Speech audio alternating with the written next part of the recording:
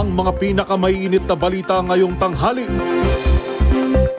Bilang ng mga Pilipinong walang trabaho, dumami sa 2.11 milyon noong Mayo. Isa patay matapos pumailalim sa truck ang isang sasakyan sa Tondo, Maynila. Oil price hike ipatutupad bukas sa ika-4 ng sunod na linggo. Sa MBC TV correspondence, sekretarya ng isang car trading company inireklamo ng carnapping ng kanyang boss sa Pangasinan. Sa MBC TV Sports, Falcons AP Bren at Team Liquid Echo pasok na sa MSC Playoffs. Sa Showbiz Spotted, Mirna Esguera ng Abra kinoronahan bilang Bilipining Pilipinas 2024, humakot ng 5 special awards.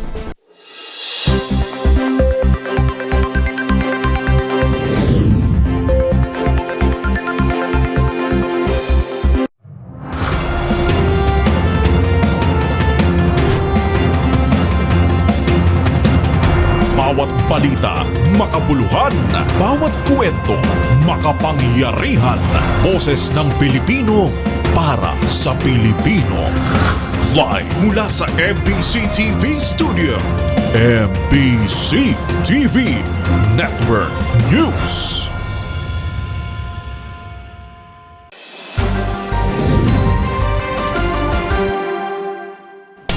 Pilipinas, una sa ating mga balita. Isa ang patay matapos pumailalim sa truck ang kanyang sasakyan sa Tondo, Maynila. Paliwanag ng truck driver, nakaparada lamang ito ng salpukin ng SUV na halos mayupi na parang lata sa tindi ng impact. Ang buong detalye ihahatid ni Boy Gonzales. Patay ang isang driver ng SUV matapos sumalpok sa isang nakaparadang 14-wheeler truck sa Mel Lopez sa Boulevard, Tondo, Manila kaninang umaga. Sa kuha ng CCTV ng Barangay 39, kitang-kita na umaharurot ang kulay gray na Mitsubishi Expander sa kaba ng Mel Lopez sa Boulevard northbound lane nang biglang sumalpok sa nakaparadang trailer truck sa nabanggit na lugar. Wasak na wasak ang harapan ng bahagi ng sakyan na parang nilamukos na lata ang kulay gray na Expander na may plakang NGX 5776. Ayon sa driver ng trailer truck na si Jomar, nakahinto lamang siya sa pinaka-center island alas 7:59 na umaga nang biglang makarinig siya ng malakas na kalabog sa kanyang sakyan nang nagdagmula sa likurang bahagi ng kanyang truck. Nang usisahin niya ay dito na tumambad ang SUV na wasak at pumailalim ito sa kanyang likuran. Mahigit sa 3 oras bago naialis ang mga labi ng hindi pa kilalang biktima. Ang driver ng truck ay nasa custody na ng traffic police para sa kaukulang investigasyon sa malagim na aksidente. Para sa MBC TV Network News, ito si Boy Gonzales. Sama-sama tayo, Pilipino.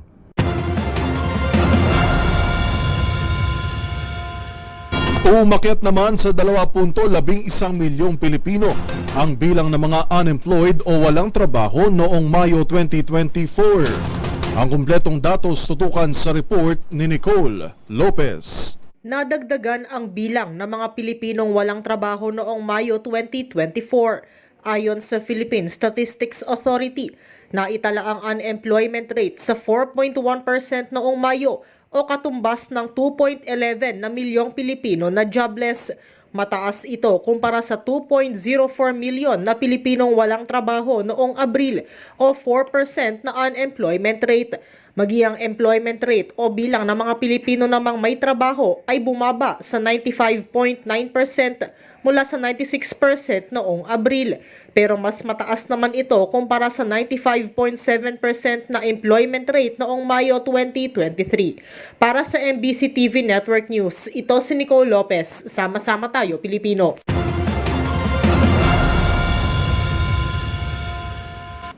Hustisya at dagdag seguridad. Ito ang panawagan ng mga kaanak ng pinaslang na beauty pageant contestant na si Geneva Lopez kay Pangulong Bongbong Marcos. Lalo't gagawin daw nila ang lahat para mapanagot ang mga sospek sa krimen. Ang buong detalye ihatid ni Giselle Rigafort.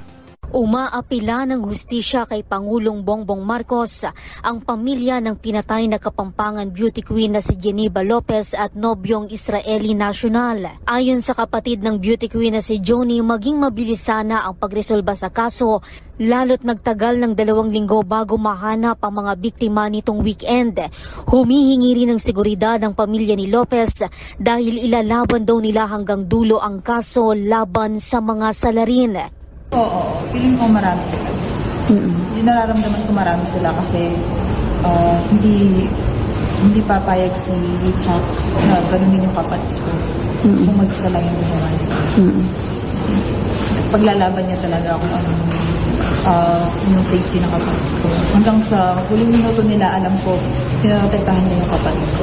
Kasi talagang mahal naman ko yung kapatid. Naniniwala mga itong higit pa sa 2 ang suspect na bumaril at nagbaon kina Lopez at boyfriend na si Yitzhak Cohen sa isang quarry site sa Capas, Tarlac.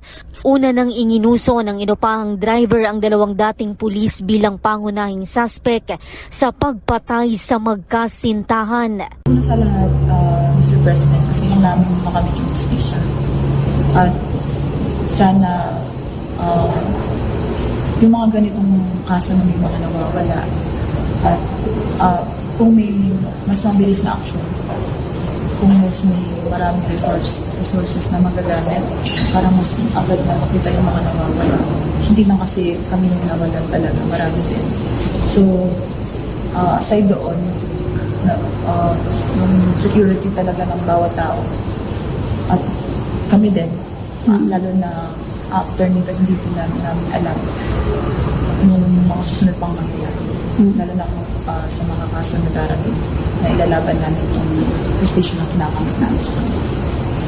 Para sa MBC TV Network News, Giselle Ricafort, Sama-sama Tayo Pilipino.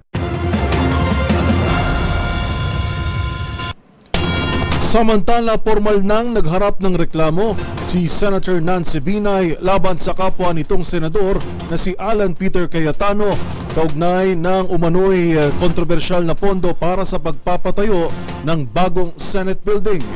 Ang buong detalye ibabalita live ni Raymond Dadbaas. Raymond.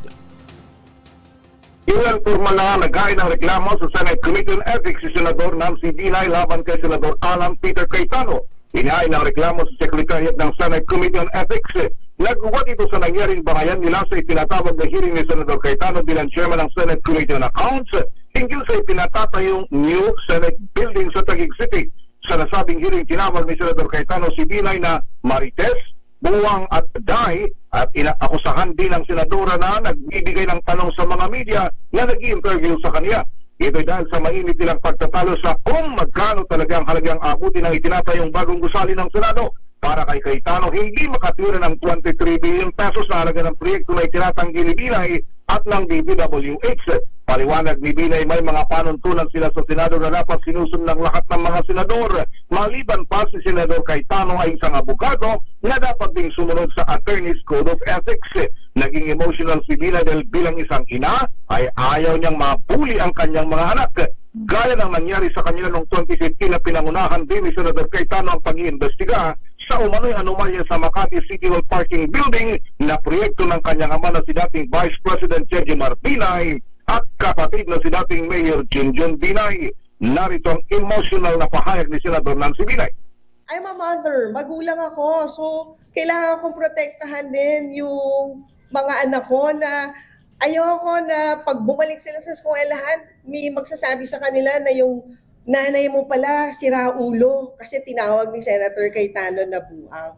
So this is not just about me as a senator, this is also about me as a mother na alam ko, naiyak ako kasi alam ko yung pinagdaanan ng mga bata, hindi lang ng mga anak ko, pati yung mga pamangkin ko nung panahon na yon. And hindi ako papayag na mauulit muli yung ganong pinagdaanan nila kasi siguro ang hirap ma-explain kung hindi mo pa nararamdaman maging isang magulang. Kung, di ba, parang if you're a parent, mas masakit pag yung anak yung nasasaktan. Eh, ganun yung nangyari sa amin noong mga panahon na yon. So this time around, hindi na talaga ako papayag na mangyari pa siya ulit.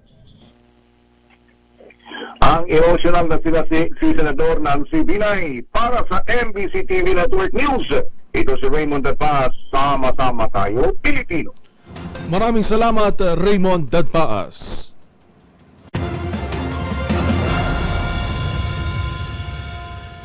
Sa iba pang mga balita, formal nang nilagdaan ni Pangulo o ng Pilipinas at Japan ang Reciprocal Access Agreement o RAA sa Malacanang kaninang umaga. Sa ilalim ng naturang kasunduan, magkakaroon ng deployment at palitan ng tropa, maging skills exchange para sa pagpapalakas ng magkabilang kampo. Pakinggan natin ang ulat ni Lef Narciso. Pirmado na ng Pilipinas at Japan ang Reciprocal Access Agreement. Ginanap ang ceremonial signing sa Malacanang kanina kasabay ng pagbisita sa palasyo ni Japanese Foreign Minister Kamikawa Yoko at Defense Minister Kihara Minoru. Sina Kamikawa at Defense Secretary Gilberto Teodoro Jr. ang lumagda sa RAA. Sinaksihan ni Pangulong Ferdinand Marcos Jr. ang paglagda sa kasunduan kung saan nakapaloob ang pagkakaroon ng deployment ng tropa, palitan ng ground troops at capability and skills transfer. Matatanda ang napag-usapan ng RAA sa Philippine-Japan Foreign and Defense Ministerial Meeting o 2+2 noon pang April 2022.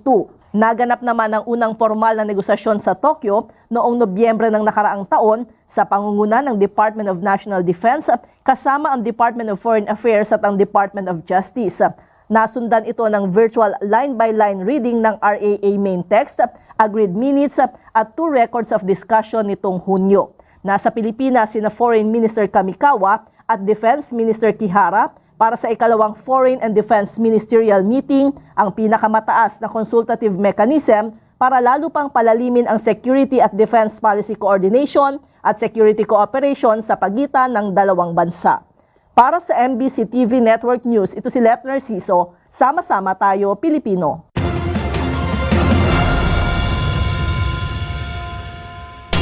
Sa ika-4 ng sunod na linggo, muli na namang magpapatupad ng taas presyo ang mga kumpanya ng langis bukas. Sa magkakahiwalay na abiso, 1 peso and 60 centavos ang itataas sa kada litro ng gasolina, habang 1 peso habang 60 centavos sa diesel. Tataas din ng 60 centavos sa kada litro ng kerosene. Kabilang po sa sinisisi ang pagtaas ng demand at geopolitical tension sa gitnang silangan.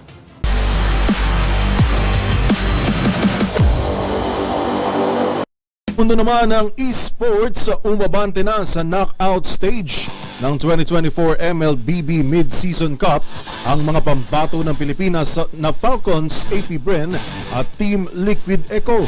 Kung sino ang makatatapat ng dalawang esports team sa playoffs, alamin sa report ni Matchpoint Mili Borra.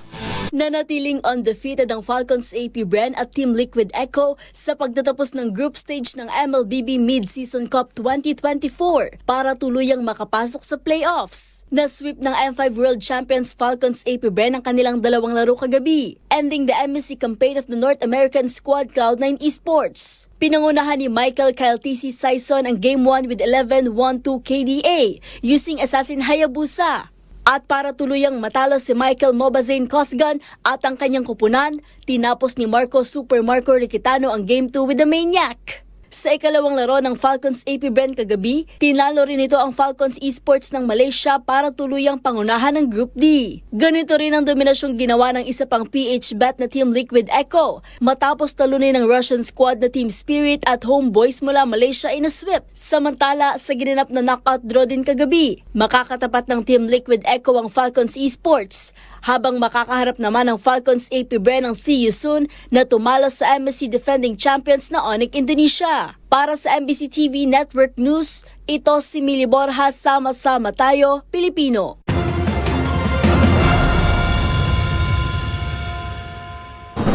Narito naman ang mga balitang dapat nyo pang abangan. Ikatlong Alice Guo posibleng maabswelto sa kaso kung makikipagtulungan sa pamahalaan. Utos ni Pangulong Bongbong Marcos na ibalik ang pagtuturo ng Philippine history, hindi dapat haluan ng politika ayon sa isang kongresista.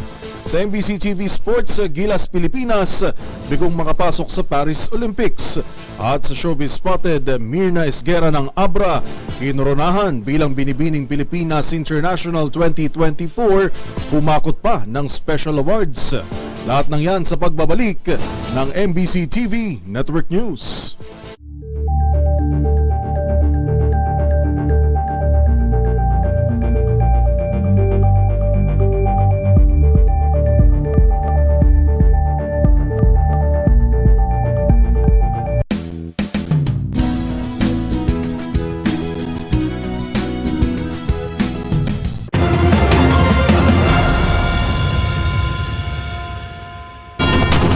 Sa gitna ng lumalawak na investigasyon ng Senado, posible umanong maabsuelto sa kaso ang ikatlong Alice Guo kung makikipagtulungan ito sa pamahalaan.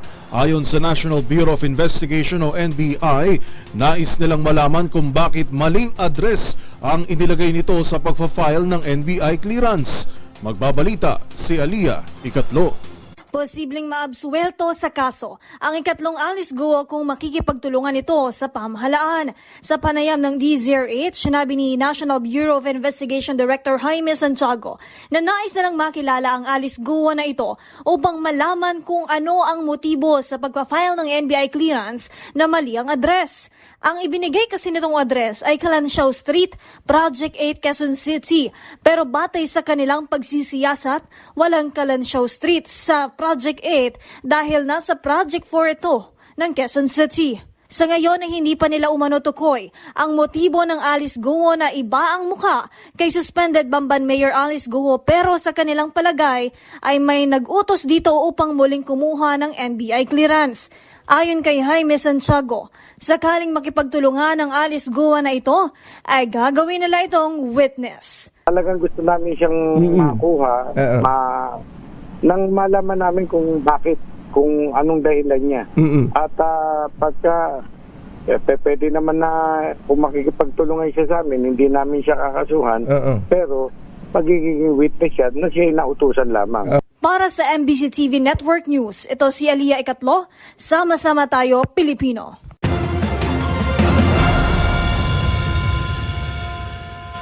Sa kaugnay na balita, posibleng tapos na ang eleksyon bago pa magkaroon ng final decision sa ihaharap na kaso laban kay suspended Bamban Tarlac Mayor Alice Guo. Ito ang pananaw ni Attorney Alberto Agra, dating Justice Secretary, sa ihaharap na kaso laban kay Guo upang matanggal sa pagiging alkalde. Sinabi sa DZRH ni Attorney Agra na dadaan pa sa mahabang serye ng pagdinig ang kaso ni Guo na kailangang idaan sa Regional Trial Court o sa Office of the Ombudsman. Only the courts can remove an elective official. So, ang lalawigan, halimbawa sa usapin ng municipal mayor, hanggang suspension lang yan eh. Ang pwede lang mag-remove ay Sandigan Bayan, or sa usapin ng municipal mayor, ang regional trial court. Kung halimbawa isampayan ngayong araw na to sa regional trial court, may trial pa yan, pwede pang umangat sa Court of Appeals, pwede pang umangat sa Supreme Court, bago pa magkaroon ng final decision, baka tapos na ang eleksyon.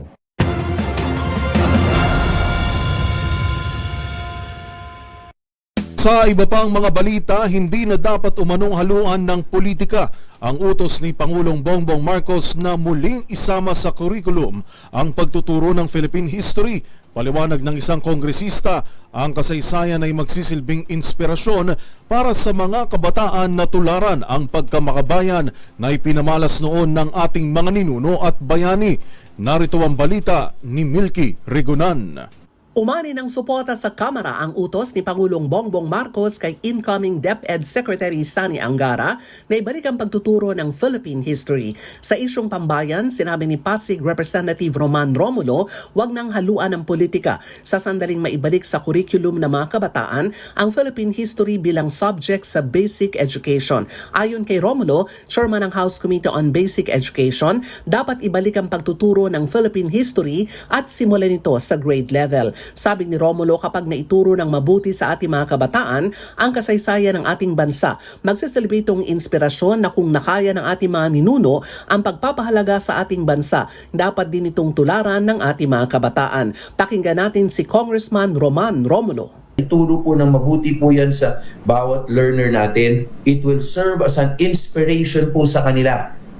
Masasabi po nila kung kinaya po niya, kaya rin natin. Pilipino yan, Pilipino tayo. Kaya tama po yun. Alisin muna natin ang usapin ng politika, ibalik po natin ang kasaysayan, ng history, especially dun sa mga grade levels. Una rito, sinabi ni Pangulong Marcos sa pag-upo ni Angara bilang kalihim ng DepEd. Hindi rin niya na maibalik ang pagtuturo ng Philippine history sa ating mga kabataan. Sabi ni Pangulong Marcos, kapag naituro ng maayos ang Philippine history, malalaman ng ating mga kabataan ang pinagdaanan ng ating mga lahi at ikararangan nila ang pagiging Pilipino. Sa kabilang banda, umani ng batikos ang plano ni Pangulong Marcos dahil baka daw ipilit na baguhin umano ang madilim na pinagdaanan ng ating bansa noong panahon naman ng martial law. Para sa MBC TV Network News, ako si Milk Regunan. Sama-sama tayo, Pilipino.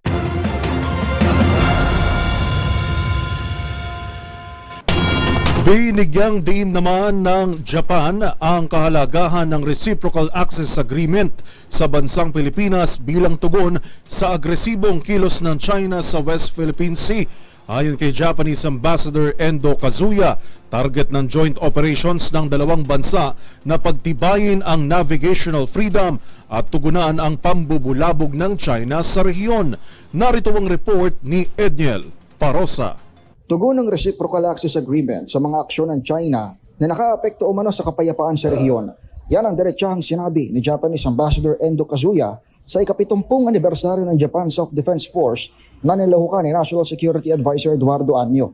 Ayon kay Kazuya, tutumbukin ang paigtinging kooperasyon ng Armed Forces of the Philippines at Japanese military ang mga pagbulabog ng China sa navigational at regional stability. Sa ilalim ng kasunduan, magkakaroon na ng framework ng joint training at operations ng AFP at counterpart nito sa Japan. Sa bahagi naman ng Pilipinas, ipinagpasalamat ng top security official ng bansa ang tulong ng Japan sa pagpapalakas hindi lamang ng depensa kundi maging ng disaster response nito. Tiniyak ni Anyo na committed ang bansa na palawakin pa ang kooperasyon nito sa bansang Japan na isa sa mga strategic partners nito. Samantala, kasabay ng signing ng RAA na katumpas ng Visiting Forces Agreement, magsasagawa naman ng ministerial meeting ang mga opisyal ng DND, DFA at Japanese counterparts sa lungsod ng Taguig ngayong araw. Para sa MBC TV Network News, ito si Edniel Parosa. Sama-sama tayo, Pilipino.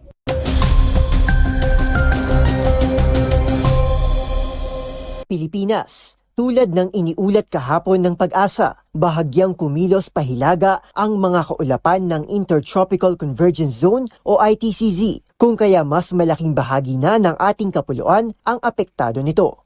Asahan ng maulap na kalangitan na may mataas na tsansa ng kalat-kalat na pag-ulan sa Metro Manila, Calabarzon, Mimaropa, Bicol Region at mga probinsya ng Aurora at Quirino.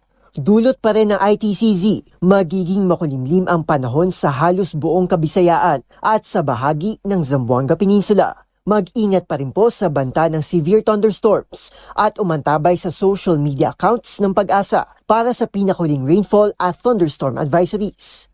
Samantala, sa nalalabing bahagi ng ating kapuluan, bahagyang maulap hanggang sa maulap na kalangitan naman ang mararanasan sa buong magdamag.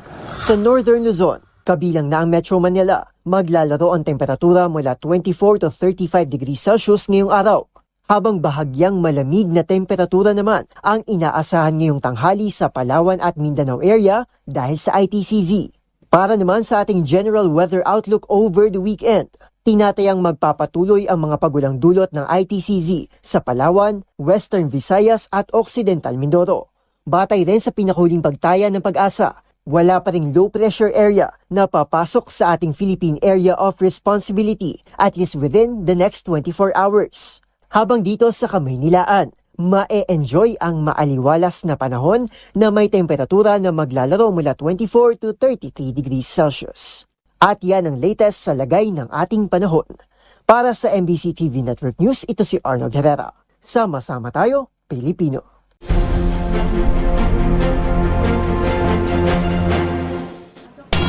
Samantala, hinold up naman ng 3 armadong mga sospek ang isang convenience store sa kahabaan ng A. Bonifacio sa Quezon City. Batay sa paunang investigasyon, tinatayang aabot sa higit 200,000 piso ang nalimas na halaga ng mga sospek. Magbabalita si Val Gonzales. Iginapos na parang mga hayop ang 3 staff kabilang ang manager ng 7-Eleven convenience store na hinold up ng 3 mga armadong kalalakihan sa A. Bonifacio Corner 70th Street, Barangay Pag-ibig, Sanayon, Quezon City. Tinatayang aabot sa mahigit 200,000 pisong halaga ng kinita at cellphone ng mga empleyadong tinangay ng 3 kawatan. Sa kuha ng CCTV mula sa Barangay Pag-ibig, Sanayon, nangyaring insidente araw ng Linggo kahapon alas 8:33 ng umaga nang pumasok ang 3 mga sospek. Bagong pagpasok ay makikitang ilang minuto nang nagmamanman ang kasamahan ng mga ito na nagsilbing lookout. Ayon sa Barangay Pag-ibig, Sanayon, binantayan ang pag-alis ng security guard na gabi lamang kung mag-duty. Matapos ang 8 minuto ay lumabas ang mga holdupper na magkakasama at magkakasunod palabas ng A. Bonifacio na ang direksyon ay sa bahagi ng Balintawak. Makikita rin sa kuha ng CCTV na mayroong mga customer na gustong pumasok pero nagtataka ang mga ito dahil nakakandadong pintuan subalit may tao at bukas naman ang convenience store. Ilang minuto matapos magkahulagpos sa pagkakagapos ay nakatawag ng pulis ang mga biktima at ilang minuto lamang ay dumating ng 3 mga tauhan ng Quezon City Police District Motorcycle Unit at nagsagawa ng investigasyon. Para sa MBC TV Network News, ako naman Val Gonzales, sama-sama tayo Pilipino.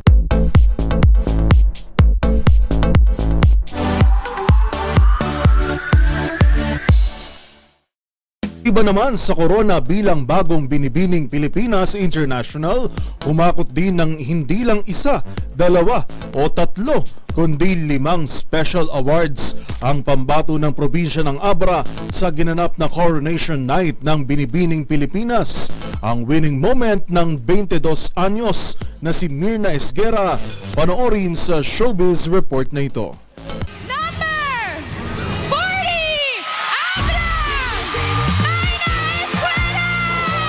Wagi bilang Binibining Pilipinas International 2024 ang pambato ng Abra na si Mirna Esguera sa nagdaang Coronation Night na ginanap sa Smart Araneta Coliseum. 5 special awards din ang nasungkit ng 22 anyos na beauty queen, kabilang na ang Best in Evening Gown, Swimsuit at National Costume. Maliban sa pagiging estudyante, isa ring modelo at events host, ang dalaga na environmental preservation ang advokasiyang isinusulong. Taong 1964 o 6 na dekada nang nakalipas mula nang ginanap ang kauna-unahang Coronation Night ng Binibining Pilipinas, kung saan isa ring nagngangalang Mirna ang nakasungkit ng corona.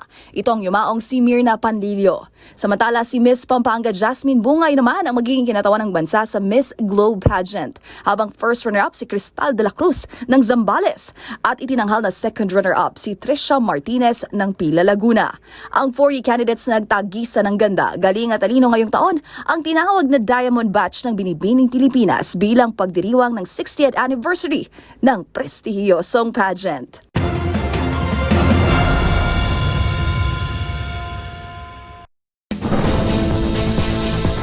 Narito naman ang mga balitang dapat ninyong abangan. Pangulong Bongbong Marcos kinilala ang kontribusyon ng dating unang ginang sa sining at kultura. Sa MBC TV correspondent, secretary ng isang car trading company, inireklamo ng kanyang mismong boss ng carnapping. Sa TNVS retractable na bubong, kakaibang solusyon ng Japan laban sa matinding init. Sa MBC TV Sports, Gilas Pilipinas, bigong makapasok sa Paris Olympics. At sa showbiz spotted Thai stars of gun, humataw sa pantropiko ng Bini. Ponpuin nagpasaya rin ng Pinoy fans. Lahat ng yan sa pagbabalik ng MBC TV Network News.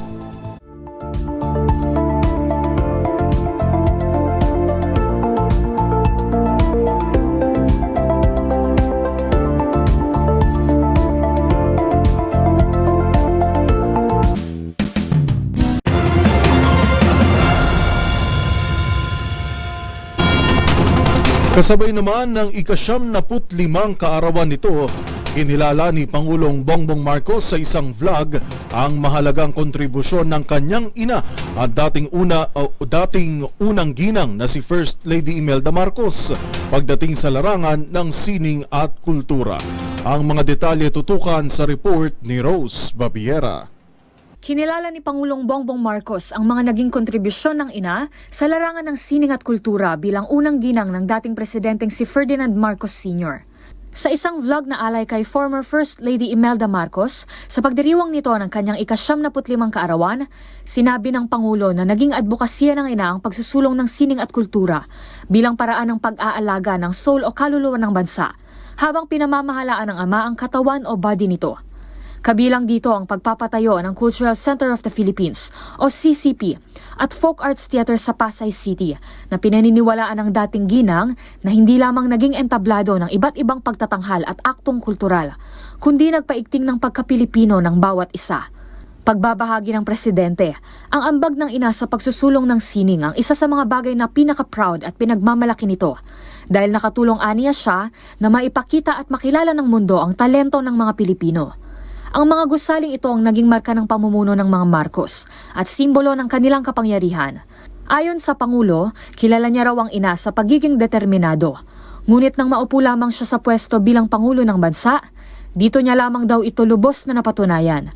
Kaya sa pagbati sa ina, pinabatid ni PBBM na hanga siya rito. Ngunit di kailanman niya mapapantayan ang pagmamahal nito sa mga Pilipino. Para sa MBC TV Network News, ito si Rose Babiera. Sama-sama tayo, Pilipino.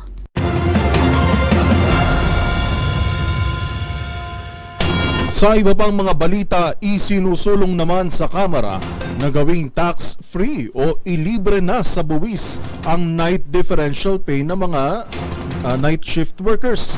Sa ilalim ng House Bill number 10534, binigyan diin ni Makati City 2nd District Representative Luis Campos Jr.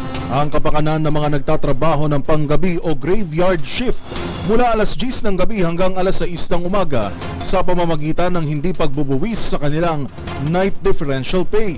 Partikular na tinukoy ni Campos ang nasa 1.7 milyong manggagawa sa business process outsourcing o BPO, ang mga call centers.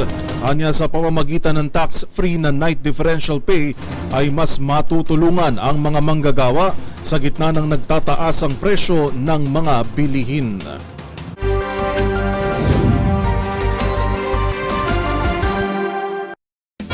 Kinasuhan naman ng carnapping ang sekretary ng isang car trading company sa Pangasinan.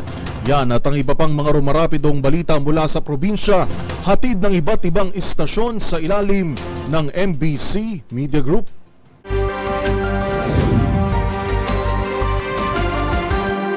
Pinaghahanap ngayon ng PNP ang isang Erica Pacificar Salvaleon, cashier secretary ng GBS Car Trading sa Urdaneta City dahil sa pagtangay nito umano ng bagong Nissan Kick e-Power. Sa ulat ni Chief of Police Lieutenant Colonel Lawrence Kate Kalob, personal na nagtungo sa kanilang himpilan ang negosyanteng si Mr. Golwat Singh, Indian National at manager ng GBS Car Trading at residente ng barangay ng Kamaliran West sa syudad upang ireklamo ng karnaping ang suspek. Lumilitaw sa investigasyon na napansin ng biktimang nawawala ang nasabing sasakyan, kaya agad niyang ipinreview ang CCTV at nakita umano na dakong 1:10 ng madaling araw dumating ang suspek at kinuhang nasabing sasakyan at mabilis na umalis patungong west direction. Kasong paglabag sa Republic Act 10883 ang new anti-carnapping act ang kinakasa ngayon ng mga investigador laban sa pinaghahanap na suspek. Para sa MBC TV Network News, ito si Freddy Fajardo. Sama-sama tayo, Pilipino. Balita mula sa Cordillera. 3 dating rebeldeng NPA ang naikayat na magbalik loob sa mga otoridad bilang bahagi ng pinag-ibayang anti-terrorism campaign ng Cordillera PNP. Batay sa report mula sa Regional Tactical Operations Center ng Police Regional Office Cordillera Administrative Region, ang 3 rebel returnees ay dating kasapi sa New People's Army sa baryo. Sa lalawigan ng Benguet, sumuko ang 44 anyos na magsaka at construction worker, dala ang caliber 38 revolver na may 6 na bala, detonation cord, 3 inert blasting cup at 2 dinamita. Sumuko naman sa Baguio City ang 57 anyos na laborer, dala ang isang arms core caliber 45 pistol, 5 bala at granada. Samantalang sumuko rin sa mga otoridad sa Mountain Province ang 38 anyos na rebel returnee na sa katuparan ang voluntaryong pagsuko ng 3 sa pamagitan ng pagsikap at serye ng negosasyon na itinaguyod ng mga operatiba mula sa iba't ibang police units ng Cordillera PNP, CIDG, PNP, Special Action Force, Philippine Army at National Intelligence Coordinating Agency Cordillera. Para sa MBC TV Network News, ito si Romy Gonzales. Sama-sama tayo, Pilipino. Arestado ang isang lalaki na may kasong statutory rape matapos isilbi ng kapulisan ng Toril Police Station ang wardo pares sa kanyang bahay sa Purok 3 Barangay Tungkalan, Toril, Davao City. Ang suspect na kilalang si alias Will, top 5 most wanted person sa lungsod ng Davao. Ito ay naaresto sa bisa ng wardo pares sa kasong pangagahasa na inisyo ni Honorable Dante Baguio, Presiding Judge RTC Branch 12, 11th Judicial Region. Sa ngayon, nakakulong na si alias Well sa Toril Police Station at wala namang inirekomendang piyansa ang korte. Para sa MBC TV Network News, ito si June Soter.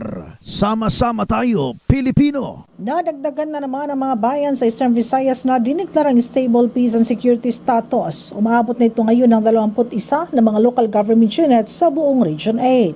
Sa report mula sa EFP, sa Northern Samar, 5 na ng mga bayan ang diniklara na insurgency-free at ito ay ang mga bayan ng Allen, San Jose, Rosario, Capul at Biri. Itong mga bayan diniklara na stable dahil sa matagumpay ng mga local peace engagement hanggang sa barangay level at ang epektibo daw na multi-sectoral commitment for peace and security.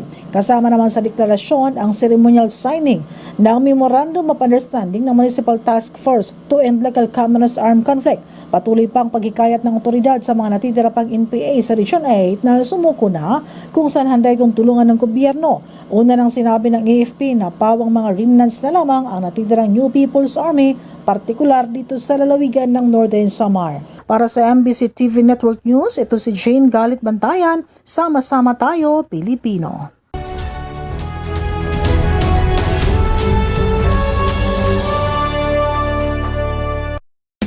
Turista man o hindi, marami ang humahanga sa kakaibang husay at disiplina na ipinapamalas ng bansang Japan o Land of the Rising Sun sa maraming bagay. At isa na nga rito ang kakaibang solusyon ng isang kindergarten school sa Munakata, Japan para labanan ang matinding summer heat sa kanilang lugar. Silipin ang Awesome Japan hack na ito sa trending report ni Arnold Herrera.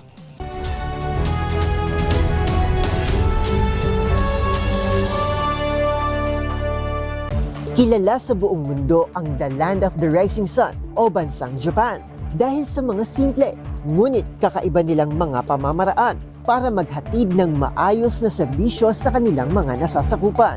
Tulad na lang ng isang viral video sa social media kung saan makikita ang hanip na pakulo ng isang kindergarten sa Munakata City ng Fukuoka Prefecture para ika nga nila to beat the summer heat.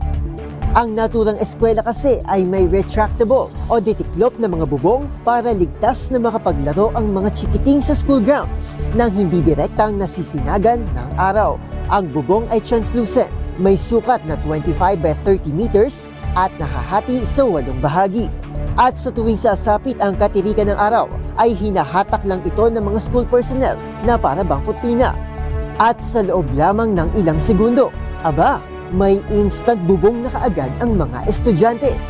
Ayon sa netizen na si Sandy Len, isa ito sa mga bagay na dapat matutunan ng mundo mula sa Japan.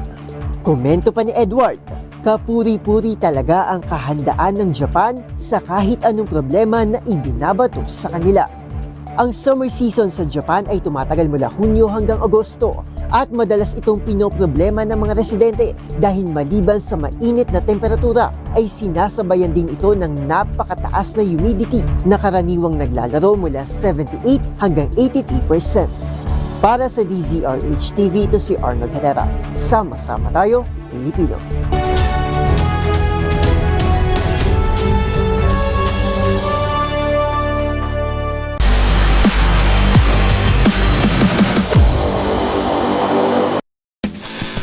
Sa mundo naman ng basketball, bigo ang Gilas Pilipinas na makasecure ng spot sa paparating na 2024 Paris Olympics. Yan ay matapos matalo ng Nationals sa kamay ng Brazil sa semifinals ng FIBA Olympic Qualifying Tournament. Ang buong detalye ihahatid sa atin ni Matchpoint Mili Borja. Bigong makapasok sa 2024 Paris Olympics sa Philippine National Basketball Team Gilas Pilipinas matapos matalo sa kamay ng Brazil sa semifinals ng FIBA Olympic Qualifying Tournament with a 60-71 final score. Matapos ang 32-27 lead sa first half, tuluyang nilimitahan ang laro ng Gilas sa pagpasok ng third quarter with 24-6 run ng Brazil closing it to 51-39 advantage. With 6 minutes remaining in the game, sinubukang palitin ng Gilas ang kalamangan with one digit, 53-46. Pero muling pinutol ng Brazil ang momentum ng Nationals with an 8-0 run extending the lead to 15. Nakapagtala si Justin Brownlee ng 15 points, 8 rebounds, 2 assists and a steal, habang nakapagtala naman si Dwight Ramos ng 13 points. Pareho ring nakapagbigay sina Junmar Fajardo at CJ Perez ng tig-10 puntos. Dahil dito, nananatiling winless ang Pilipinas sa kasaysayan ng pakikipaglaban nito kontra Brazil. Pero sa kabila nito, naging maganda ang ipinakitang laban ng Gilas sa kampanya nito patungong Olympics. Magugunitang tinalo ng Nationals ang Latvia sa unang laro nito, habang natalo naman ang mga ito sa kamay ng Georgia with just 2 points, dahilan para umabante sila sa semifinals. At yan ang mga latest updates sa mundo ng sports. Para sa MBC TV Network News, ito si Mili Borja, Sama-sama Tayo, Pilipino.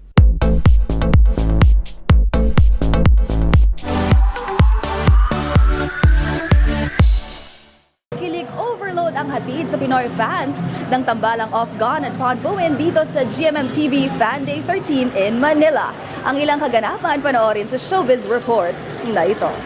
Nagbalik Pinas ang Thai star sa sina Off, Jumpol at Ganatapan itong weekend para sa GMMTV Fan Day 13 in Manila. At sa pagkakataong ito, napasabak ang dalawa sa hit dance craze na pantropiko ng Nation's girl group na BINI.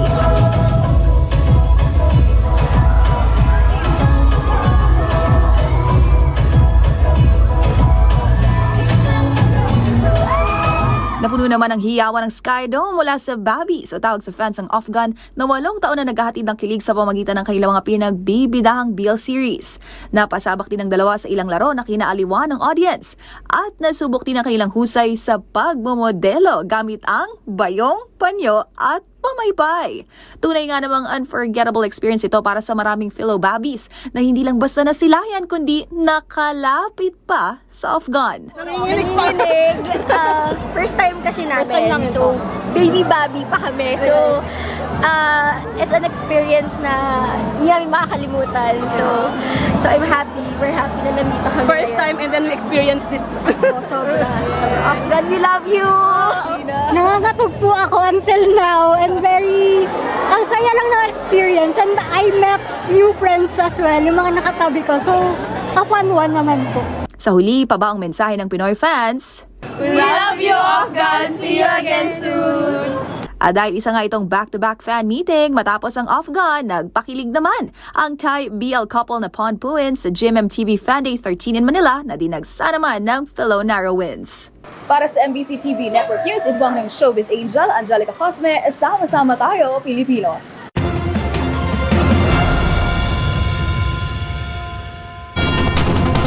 At yan na mga balita ang aming nakalap ngayong araw ng Lunes, July 8, 2024. Pero bago lamang po tayo magpaalam, DZRH 85th Anniversary Countdown. Narinig mo na ba ang malaking balita na uukit sa kasaysayan ng tinig ng pula, asul at dilaw? Dahil malapit na ang engrandeng pagdiriwang ng DZRH, ang kauna-unahang radyo sa Pilipinas. Sa panibagong yugtong ito, sama-sama nating balikan ang makasaysayang legasiya ng DZRH sa puso ng bawat pamilyang Pilipino. 7 araw na lang po, maparadyo man o TV, sama-sama tayo sa 85 sa iisang adhikain, sa iisang tungkulin, sama-sama tayo Pilipino. Para sa DZRH at sa ngalan ni Karen Oyong, ito po si Yuel Reyes, una sa Pilipinas, una sa Pilipino.